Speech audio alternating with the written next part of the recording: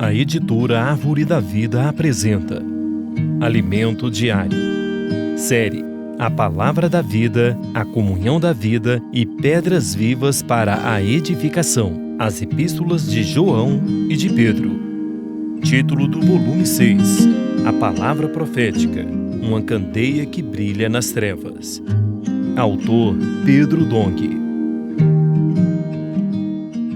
Semana 3. Amplamente suprida a entrada no reino eterno de nosso Senhor. Terça-feira. Filadélfia segue o Espírito. Ler com oração. O vento sopra onde quer, ouves a sua voz, mas não sabes de onde vem nem para onde vai. Assim é todo o que é nascido do Espírito. João 3:8. Creio que o Senhor está ministrando essas palavras a um grupo de pessoas que quer ser vencedor. Os capítulos 2 e 3 de Apocalipse retratam os 20 séculos da história da igreja. A igreja em Éfeso, por exemplo, é uma descrição do primeiro século, ainda no tempo dos apóstolos. Depois vemos a igreja em Esmirna, marcada por uma época de muitas perseguições do Império Romano. Já a igreja em Pérgamo, em que o imperador Constantino uniu a política com a igreja, deformou-se, tendo se tornado monstruosamente grande. Seus líderes, além de se tornar o clero, ainda se tornaram os principais ministros do Estado, ganhando muito dinheiro e poder. Assim, a igreja perdeu sua natureza. Em seguida, veio a época da igreja em Tiatira, que levou a igreja ao fundo do poço. A palavra de Deus foi calada, e o ensinamento de Jezabel prevalecia. Levou-se a toda sorte de blasfêmias e distorções. Em meio a essa situação, o Senhor iniciou a restauração da igreja por meio de Sardes. A Igreja da Reforma trouxe-nos a Bíblia aberta. A imprensa e o papel foram inventados e se tornou possível a cada um de nós ter a Bíblia. Mas Sardes ainda conservou muitos vícios. Não restaurou o que deveria restaurar, e Deus precisa restaurar a igreja à altura de Filadélfia. Vimos até aqui as 5 primeiras igrejas citadas nos capítulos 2 e 3 de Apocalipse. De acordo com a história, ainda faltam 2 igrejas, Filadélfia e Laodiceia. Laodiceia é aquela igreja que já se achava boa, importante, mas acabou envelhecendo. Portanto, no final dos tempos, o Senhor está procurando a igreja em Filadélfia. Nós queremos crer que o Senhor está restaurando entre nós sua realidade, isto é, que o Senhor está restaurando a realidade do amor fraternal entre nós. Desde o final do século XVIII, já havia um grupo de pessoas desejosas de sair da escravidão da hierarquia na igreja.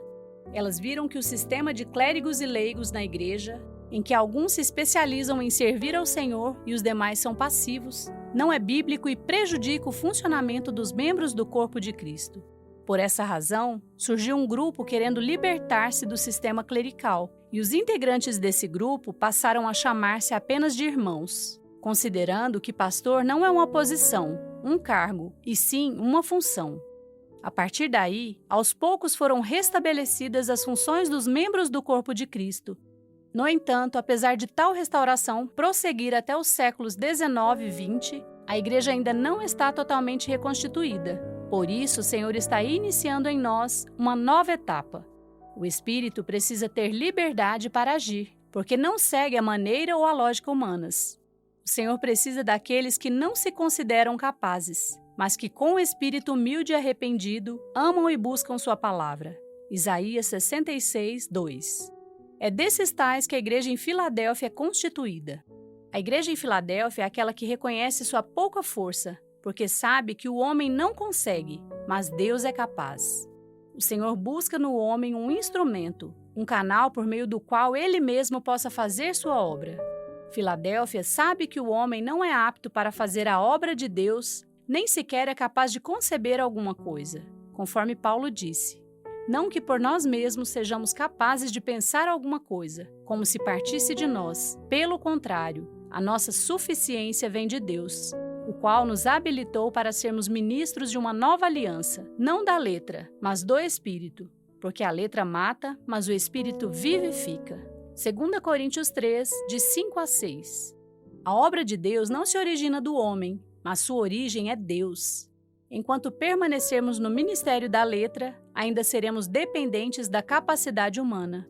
Por causa da diferença de aptidões entre as pessoas, Tudo fica dependente dos mais habilitados.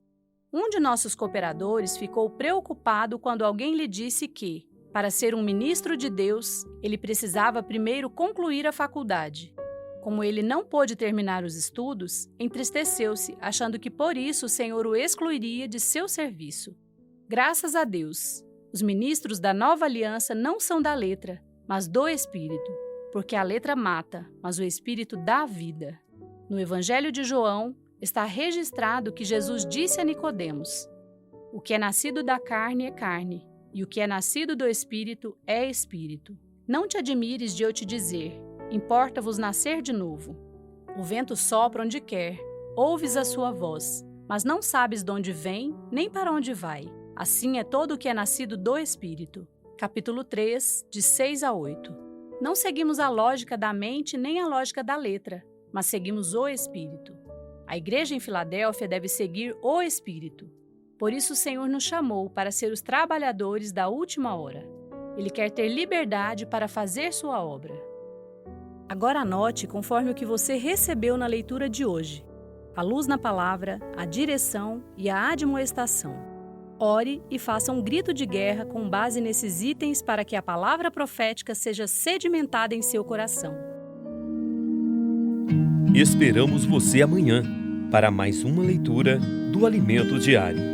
Baixe e desfrute do nosso aplicativo EAD Play, disponível na Play Store e App Store.